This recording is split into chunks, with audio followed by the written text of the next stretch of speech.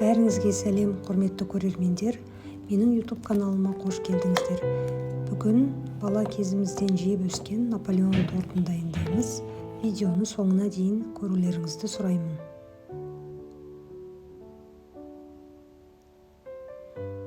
Ең бірінші қамырын дайындаймыз. Ол үшін холодильниктен алынған салқын сары майымызды ұнға аунатып отырып теркадан өткіземіз.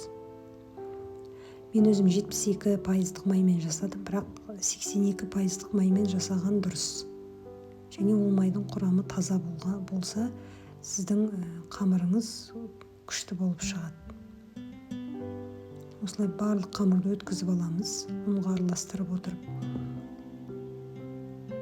Енді сұйықтығын дайындаймыз. Салқын суға жұмыртқаны саламыз. Мен 6% яблочный уксус қостым. Осы үшеуін жақсылап араластырып болып, жаңағы ұнымыздың үстіне саламыз. Ең дұрысы бастапқыда қолмен илемеген дұрыс, өйткені майымыз еріп кетеді. Осылай лопаткамен илегенімше илейміз да, қалған столдың үстіне салып, содан кейін тез қолымызбен біріктіріп шығамыз. Қатты көп илеудің қажеті жоқ.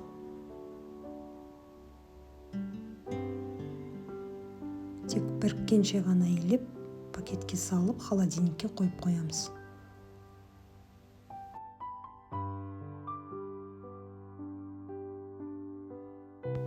Илегенде қолға жабысады, бірақ сонда да ұн қоспай тез біріктіріп, пакетке саламыз. Бұл қамырды мен 24 сағат ұстадым холодильникте, содан кейін барып пісірдім.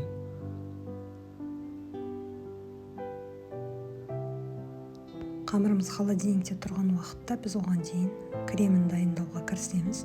Сүттің үстіне қант саламыз. Желтогымызды саламыз. Содан кейін кукуруз крахмалын саламыз. Осыларды біріктіргенше араластырып, оттың үстіне қоямыз. Оттарыңыз орташа от болады. Яғни қоюланамын дегенше тоқтамай араластырып тұру керек, өйткені түбі жабысып күйіп кетуі мүмкін. Видеодағыдай қою болғанша пісіріп аламыз. Содан кейін бұны тез суы үшін басқа ыдысқа құямыз.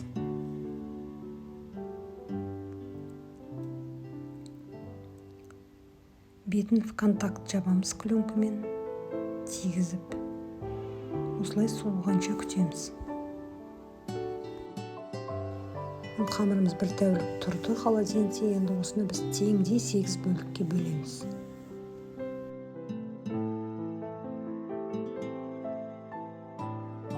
Егер сіз холодильникте бір тәулік тұрғанын күте алмасаңыз, онда ең аз дегенде 3-4 сағаттан кейін пісіре берулеріңізге болады.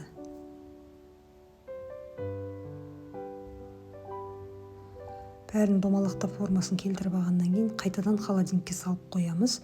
Содан кейін шетінен бір-біреуден шығарып жаямыз. Өйткені жылы жерде тұрса, қамыр ішіндегі майы еріп кетеді. Мен осылай жайып аламыз. Мен диаметрін 24 сантиметр етіп жайдым. Содан кейін формамен кесіп алдым. Бұл қамырымыз піскеннен кейін кішірейеді. 21-22 сантиметр болады.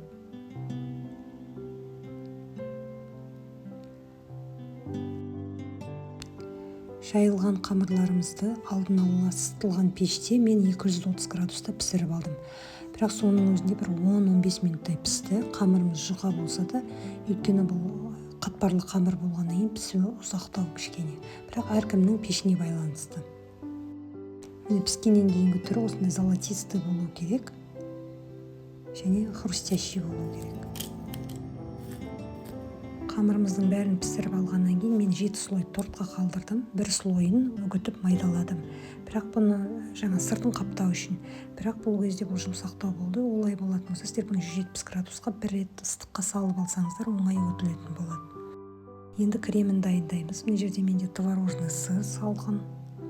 Осының үстіне сливки құямыз да екеуін біріктіреміз.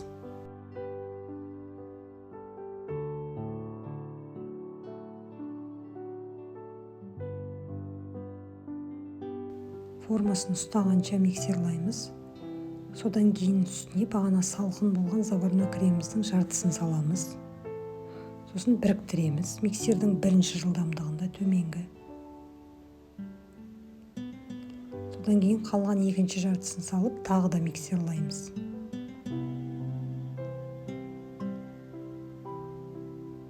Сонымен біздің креміміз дайын. Қою, формасын өте жақсы ұстайтын крем болды. Енді тортымызды жинаймыз.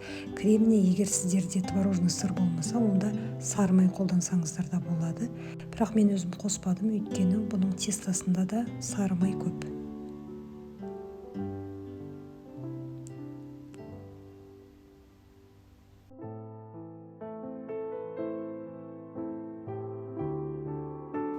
Осылай крем тортымызды жинап аламыз.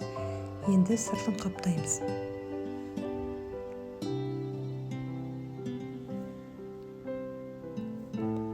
Мен кремдердің бәрін слойына көз мөлшермен жағып шықтым. Сіздер болмаса өлшеп бөліп алсаңыздар да болады. Енді осыны бағанағы майдалаған крошкалармен қаптап шығамыз. Барлық жерін толығымен жауып.